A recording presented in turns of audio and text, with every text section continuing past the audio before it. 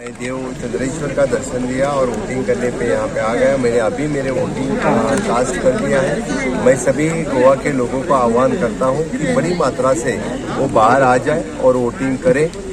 सबके लिए मैं इतना ही कहूँगा कि भारतीय जनता पार्टी ने जो 10 साल से काम किया है वो काम लोगों के सामने है।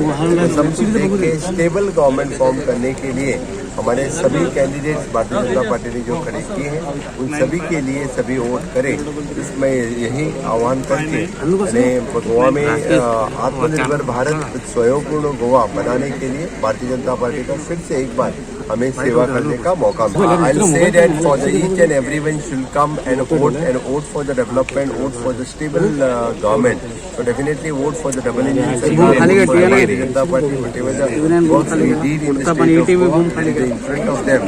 Definitely I hope that they vote for the Bharatiya Janata Party. मैं बोल देता हूँ कि उत्पल भी नहीं विन करेगा और माइकल लोबो भी विन नहीं होगा। डेफिनेटली भारतीय जनता पार्टी की सरकार बन रहे, किसी को किसी के साथ बात करने की जरूरत नहीं पड़ेगी क्योंकि यहाँ भारतीय जनता पार्टी की सरकार मेजोरिटी से आ रही है। भारतीय जनता पार्टी पहली बार 40 जगह पे इलेक्शन कॉन्टेस्ट कर रही है और हमें विश्वास है कि इस बार जिस तरह से हमने काम किया है तो पूरा बहुमत की सरकार हमें यहाँ पे मिलेगी। मुझे विश्वास है कि जिस तरह से साकली में मुझे पूरा भरोसा है कि मोर देन 4,000 वोट्स 4,000 लीड से मैं इस कॉन्स्टिट्यूंसी आम आदमी पार्टी टीएमसी है, कौन कॉम्पिटेटर है आप लोगों के लिए बीजेपी? हर एक कॉन्स्टिट्यूंसी में अलग अलग कॉम्पिटिटर है। कुछ कॉन्स्टिट्यूंसी में आम आदमी है, कुछ कॉन्स्टिट्यूंसी में टीएमसी है, कहाँ पे गोवा फॉरवर्ड है, कहाँ पे एमजीपी है और कुछ जगह पे कांग्रेस है।